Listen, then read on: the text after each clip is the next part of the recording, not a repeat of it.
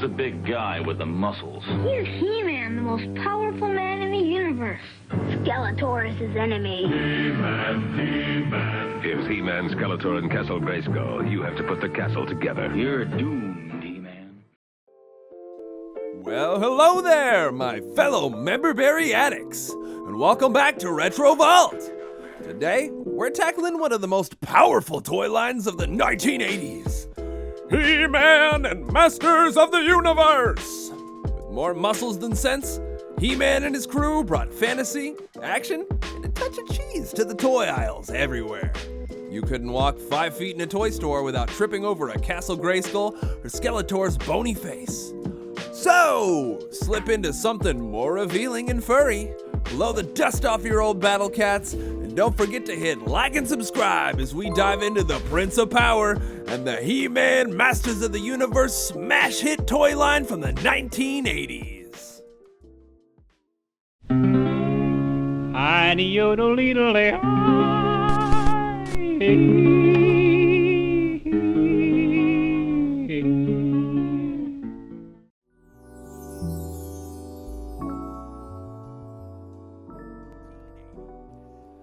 the early 1980s, Mattel was searching for the next big thing. They needed a hero who could compete with Star Wars toys. A tough task when your competitor is an intergalactic Jedi. The answer? He-Man.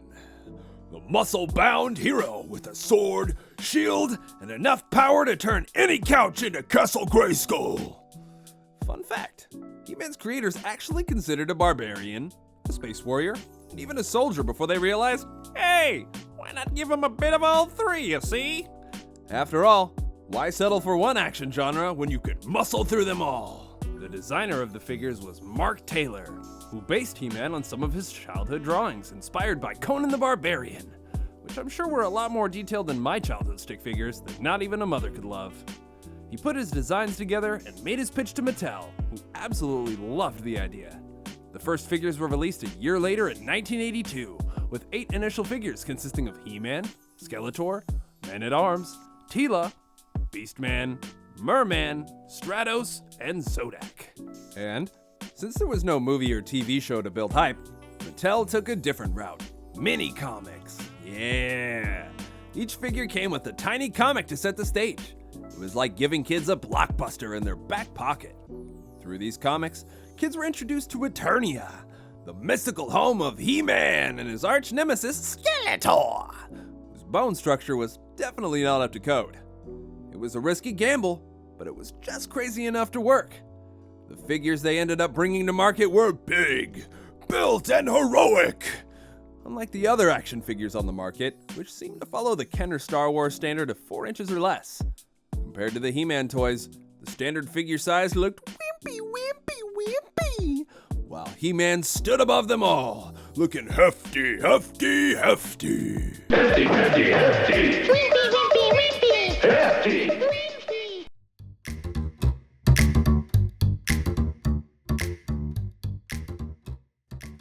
He-Man's success went nuclear in 1983 when He-Man and Masters of the Universe hit TV screens. The animated series aired 5 days a week, which was pretty much the equivalent of 24/7 for kids back then. Suddenly, He-Man and his gang were more popular than Saturday morning cartoons and Saturday night wrestling combined. Characters like Skeletor, who never skipped a leg day, and Orko, who seemed to get lost in his own rope, became stars in their own right. And Teela, a strong-willed warrior who deserved way more screen time if you catch my drift. Oh, yeah. It's Teela time. Get ready. Ooh. The show wasn't just about punching evil in the face, it had heart. Each episode ended with a moral lesson. So after a solid half hour of monster smashing, kids were gently reminded not to whack their friends or little siblings with toy swords. The show created a feedback loop where kids watched the show, bought the toys, and then watched the show some more. It was a marketing symphony. A symphony of sword swinging, lesson learning, and kids screaming, "I have the power!" at the top of their lungs. By the time the show was in full swing, He-Man had become a pop culture icon, with massive fan followings and even tie-in merchandise like lunchboxes, backpacks, and pajamas. This wasn't just a cartoon anymore, it was a cultural phenomenon. The characters had a charm that drew kids in and made them feel like they were a part of something bigger. And it wasn't just the heroes that kids loved. Skeletor and his band of villains had their own fan base, proving that the story had a wide appeal. It all helped cement He-Man as a centerpiece of 80s pop culture.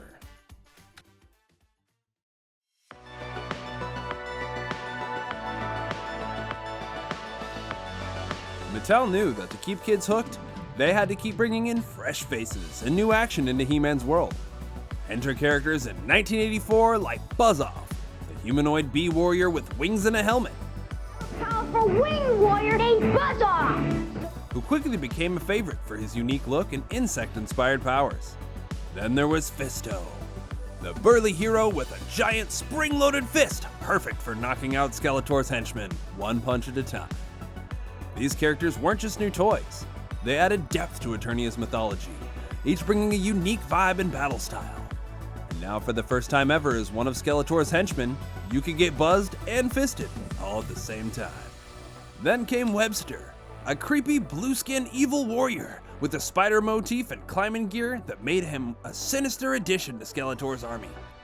With a menacing look and a grappling hook, Webster wasn't just another henchman, he brought a new level of danger to the mix.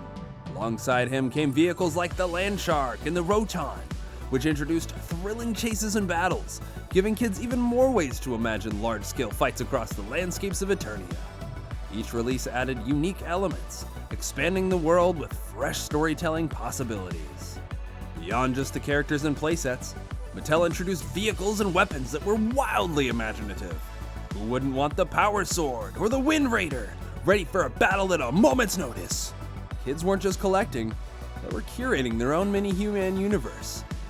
Each new toy felt essential, and playgrounds across America were filled with kids swapping and showing off the latest figures. Mattel built a universe that extended far beyond what was on the shelf, and they knew just how to keep fans hooked.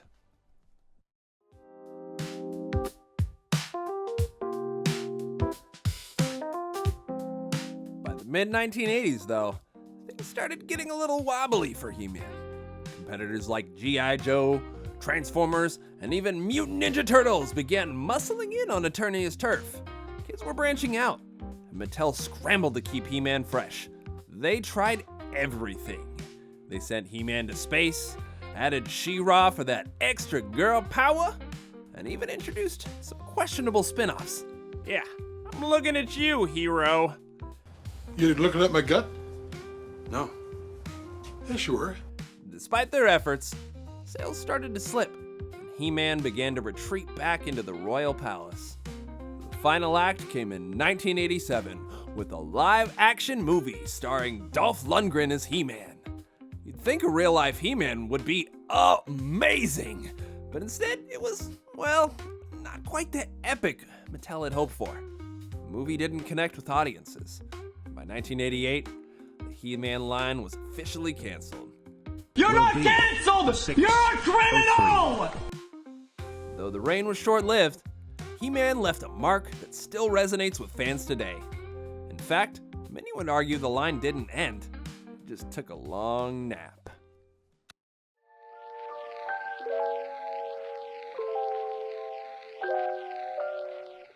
Even though the Masters of the Universe line fizzled out, the legend of He-Man lived on.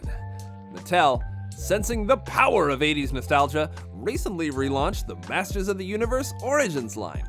These figures have the same retro look, but with updated articulation and accessories.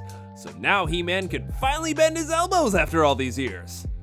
It's a little like He-Man went on a spa retreat and came back with some great upgrades. In recent years, Netflix gave He-Man a fresh coat of armor with the series like Masters of the Universe Revelation, introducing a whole new generation to Eternia's heroes and villains. Collectors today snatch up these re-releases, and some fans now have Grayskulls in their living rooms as grown-ups. He-Man's legacy proves that when you have the power, it never really goes away. It just comes back stronger, with better articulation. So, there you have it. He-Man, the toy line that took us on journeys to Eternia, taught us moral lessons, and left a lasting impact on pop culture. Whether you're a collector or just reliving memories of smacking Skeletor figures off your bookshelf, He-Man's influence is still powerful today. If you liked what you saw, don't forget to hit like and subscribe for our next episode. Thanks for stopping by for a trip into the Retro Vault. See you next time. This is